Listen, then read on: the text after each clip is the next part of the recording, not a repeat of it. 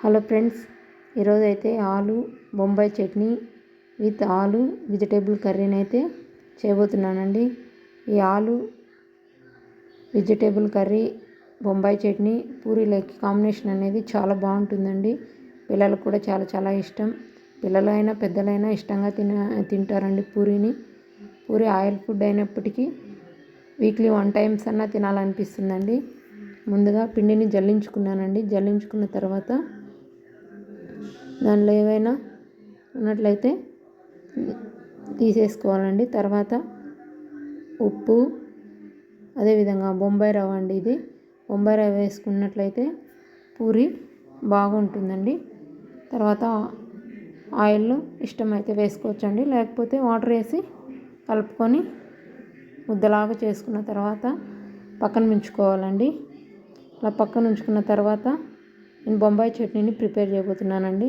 ముందుగా ఆలూస్ని ఒక పళ్ళు ఉడికించుకున్నానండి. తర్వాత ఇవన్నీ కట్ చేసుకున్నాను. పచ్చిమిర్చి, టమోటా, ఆనియన్స్ కట్ చేసుకొని, అదేవిధంగా ఒక చిన్న 3 స్పూన్ల శనగపిండిని తీసుకున్నాను. నేనైతే 5 మెంబర్స్కి చేశానండి.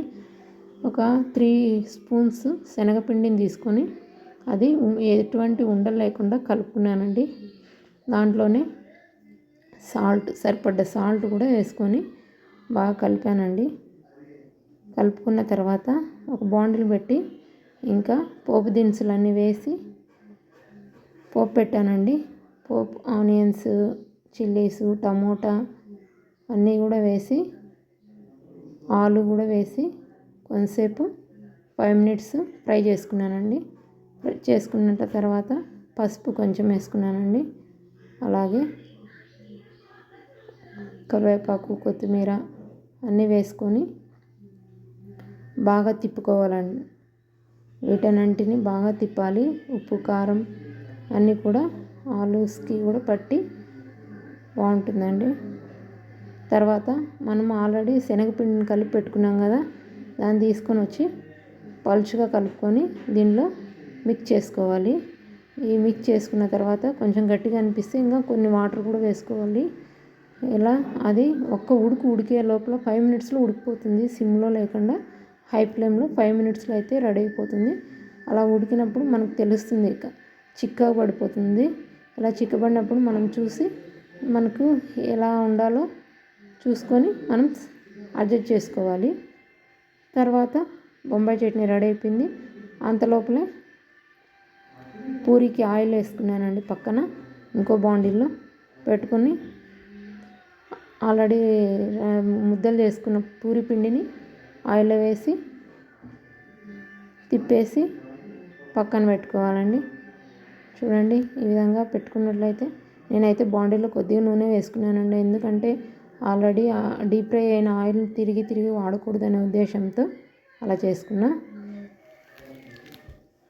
నెక్స్ట్ అదేవిధంగా ఆలు వెజ్ కర్రీ కూడా చేయాలనుకున్నాను.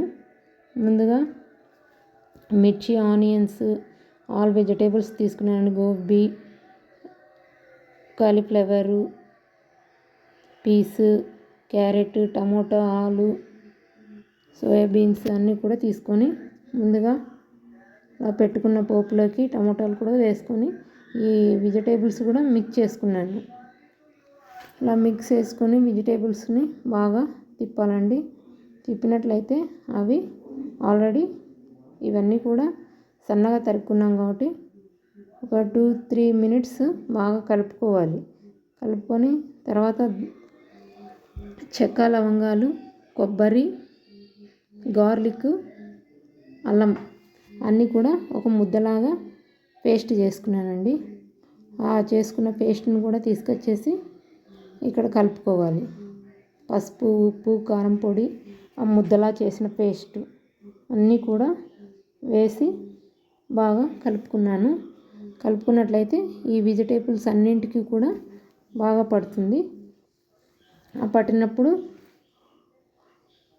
తర్వాత అలాగే 5 మినిట్స్ ఉన్నిచ్చేసి ఇదేనండి కొబ్బరి, గార్లిక్, వెల్లుల్లి పేస్ట్ వేసిన తర్వాత బాగా కలిపేసి ఒక గ్లాస్ వాటర్ వేసి చాలండి. ఇవన్నీ కూడా ఆల్రెడీ స్మూత్గా ఉడికేటివి. ప్రెషర్ కుక్కర్లో 1 విజిల్ తెప్పి చేసుకుంటే మనకి ఆలు ఆల్ వెజిటేబుల్ కర్రీ అనేది రెడీ అయిపోతుందండి. ఈ వీడియో మీకు నచ్చినట్లయితే please like, share and subscribe.